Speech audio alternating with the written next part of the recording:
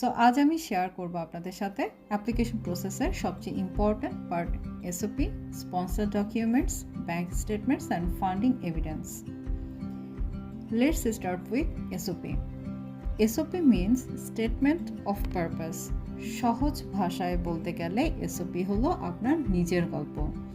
এখানে আপনাকে immigration officer এবং ইউনিভার্সিটিকে বোঝাতে হয় আপনি কে, আপনার ব্যাকগ্রাউন্ড কি, কেন নিউজিল্যান্ড বেছে নিয়েছেন এবং আপনার ফিউচার প্ল্যান কি।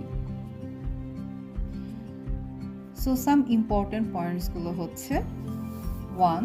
Personal and educational background. এখানে আপনাকে সংক্ষিপ্ত ইনফরমেশন দিতে হবে আপনার এডুকেশন হিস্ট্রি এবং নিজের সম্পর্ক নিয়ে। Next is current employment and work experience. এখানে আপনাকে এক্সপ্লেইন করতে হবে আপনি কোথায় কাজ করেছেন এবং সেই এক্সপিরিয়েন্স কিভাবে আপনার কেরিয়ারে সাহায্য করবে। Next, why you choose New Zealand. কেন অন্য কোনো দেশ নয়, কেন নিউজিল্যান্ডকে বেছে নিয়েছেন তা এক্সপ্লেইন করতে হবে। Next, why you choose your preferred university and preferred programme.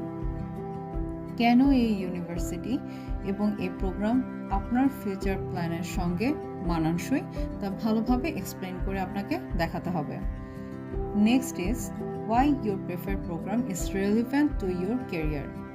Like কিভাবে আপনার প্রেফারেড মাস্টার্স প্রোগ্রাম আপনার কেরিয়ার গ্রোথে সাহায্য করবে তা ভালোভাবে সুন্দর করে এক্সপ্লেইন করে দেখাতে হবে। Next is career plans after graduation. পড়াশোনা শেষ করার পর আপনার লং টার্ম কেরিয়ার গোল কি। Next, source of fund. আপনার স্টাডি এবং লিভিং এক্সপেন্সেস কিভাবে ম্যানেজ হবে। Next, family ties and personal circumstances. আপনার ফ্যামিলি ব্যাকগ্রাউন্ড এবং পার্সোনাল রেসপন্সিবিলিটিস সম্পর্কে সংক্ষিপ্ত ইনফরমেশন দিতে হবে। And last one is commitment to কমপ্লাইং with visa conditions. এবং সবচেয়ে গুরুত্বপূর্ণ, আপনি নিউজিল্যান্ডের ভিসা কন্ডিশনস মেনে চলবেন, এটা পরিষ্কারভাবে মেনশন করতে হবে। আমরা এসওপি লেখার সময় চেষ্টা করেছিলাম ডিফিকাল্ট ইংলিশ ব্যবহার না করে সিম্পল অ্যান্ড অনেস্ট ল্যাঙ্গুয়েজ ব্যবহার করতে। Because a good SOP is not about fancy words, it's about telling your real story clearly and honestly. Now let's talk about sponsor documents.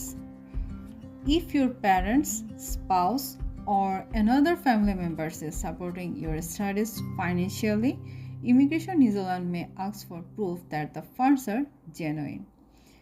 সহজ ভাষায় বলতে গেলে শুধু অ্যাকাউন্টে টাকা থাকলেই হবে না, সেই টাকার সোর্সটাও আপনাকে দেখাতে হতে পারে। সো এটা দুইভাবে দেখানো লাগতে পারে। সো প্রাইমারি ফাইন্যান্সিয়াল এভিডেন্সগুলো হচ্ছে bank statement, fixed deposit certificates, education loan documents if applicable for you, or scholarship documents if applicable for you. Second part হচ্ছে source of fund evidence.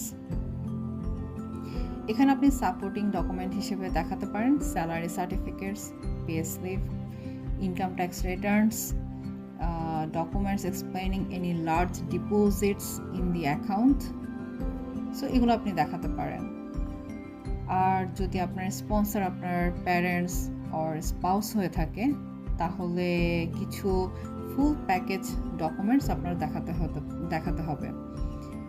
প্রথমেই হচ্ছে স্পন্সরশিপ লেটার, দেন relationship proof, birth certificate যদি আপনার parent sponsor হয়ে থাকে, marriage certificate যদি আপনার spouse sponsor হয়ে থাকে, bank statements, fixed deposit certificates, employment letter or business documents, tax returns if available, then source of accumulated fund explanation,